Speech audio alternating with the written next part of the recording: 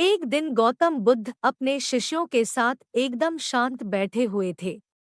उन्हें इस प्रकार बैठे हुए देख शिष्य चिंतित हुए कि कहीं वह अस्वस्थ तो नहीं है।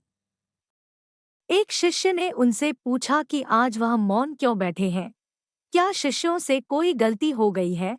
किसी बीच एक अन्य शिष्य ने पूछा कि क्या वह अस्वस्थ है? पर बुद्ध मौन रहे। तभी कुछ दूर खड़ा व्यक्ति जोर से चिल्लाया, आज मुझे सभा में बैठने की अनुमति क्यों नहीं दी गई है? बुद्ध आंखें बंद करके ध्यान मग्न हो गए। वह व्यक्ति फिर से चिल्लाया, मुझे प्रवेश की अनुमति क्यों नहीं मिली? किसी बीच एक उदार शिष्य ने उसका पक्ष लेते हुए कहा कि उसे सभा में आने की अनुमति प्रदान की जाए। बुद्ध ने आंखें खोली और बोले, नहीं, वह अछूत है, उसे आज्ञा नहीं दी जा सकती। यह सुनकर शिष्यों को बड़ा आश्चर्य हुआ। बुद्ध उनके मन का भाव समझ गए और बोले, हाँ, वह अछूत है।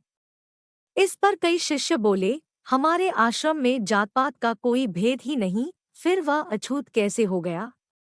तब बुद्ध ने समझाया, आज वह क्रोधित होकर आया है।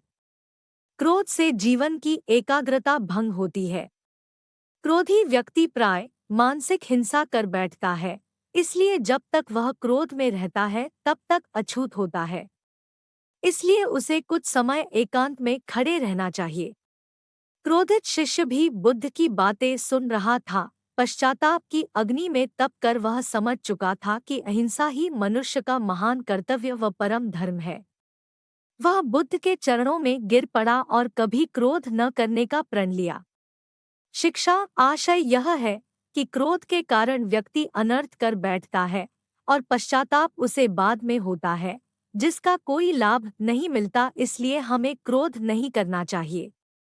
असल मायने में क्रोधित व्यक्ति अछूत हो जाता है और उसे अकेला छोड़ देना चाहिए। क्रोध